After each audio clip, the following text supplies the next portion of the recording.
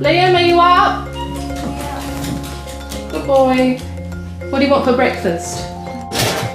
For the first time in 13 weeks, it's back to school time for Year 6 student Liam Walsh.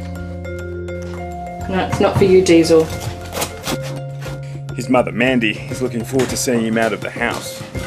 Yes, I am very excited about the kids going back to school.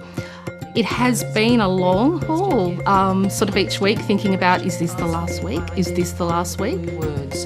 Who, when, where, how, why, explain. I think we're all a little concerned because it's all the unknown. Hearing that the vaccination rate of adults will protect our children who aren't vaccinated is quite comforting. All students in New South Wales and Victoria are now back at school after both states staggered their reopening.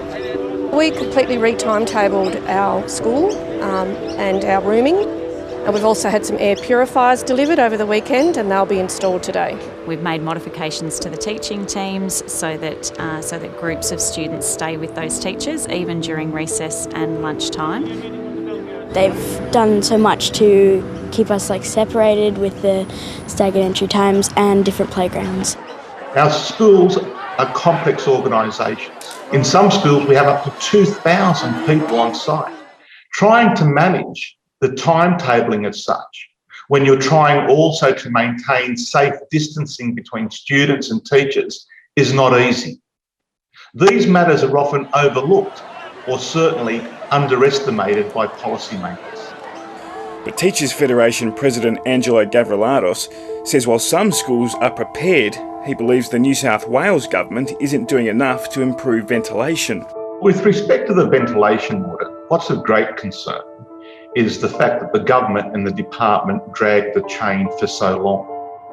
We called for a ventilation audit 3 months ago. The New South Wales government audited ventilation in every classroom across the state, but the Teachers Union believe this was not properly done.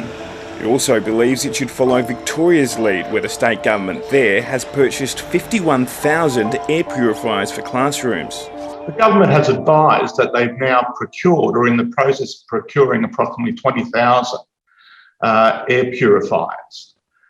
That comes following call after call after call made upon the government to do so after the Victorian government had made an announcement weeks ago. But Professor Sharon Goldfeld from the Murdoch Children's Institute says there's no reason for parents to be concerned. There's huge amounts that are being done, and I think there's a lot of thought being given into this idea of what we're calling layered mitigation strategies. So rather than suggesting there's just one thing we do and that's the silver bullet and we don't do anything else, there's a recognition that we probably need to do a number of those things. In New South Wales today, 16 schools were closed due to COVID cases. Angelo Gavrilados warns there could be more disruption as students return. I don't think it's fully appreciated the impact of cases on schools. Only yesterday we had 15 cases of COVID that impacted our schools, 15 different schools. And with each case on a school, literally hundreds of others, students and teachers and staff members, may be equally impacted if they're deemed close contacts. Every step of the way, particularly over the last few weeks of the return to school, the union's been telling us all the reasons why we can't be back, which I think is actually completely out of line with what the frontline teaching staff are telling us and how excited students and parents are to be back at school. Experience overseas suggests cases will emerge in schools. In the UK, schools were a major source of infection. As face-to-face learning resumed, over 100,000 students had COVID within 2 weeks.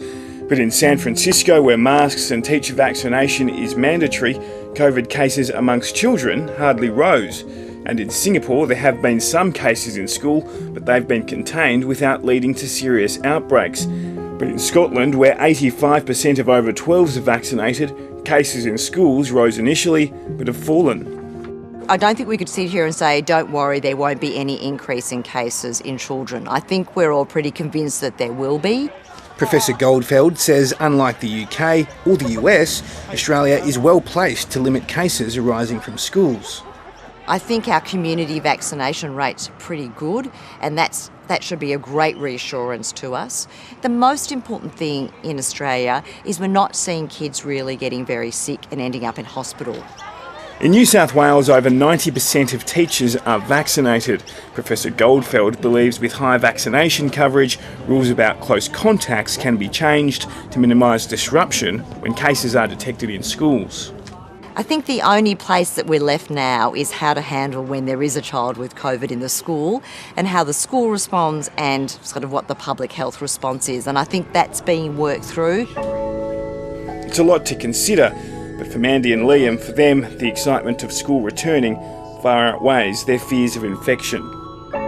As a mother, I'm trying to downplay that, be careful, and just sort of, we'll ease our way back into it and deal with if we've learnt anything out of this time, it's that we can deal with big problems. Diesel, stop. Hi, I'm Lee Sales. Thanks for watching this story. If you'd like to watch more of 7:30's stories, they are on the left of your screen. And tap on the button below to subscribe and get the latest from ABC News.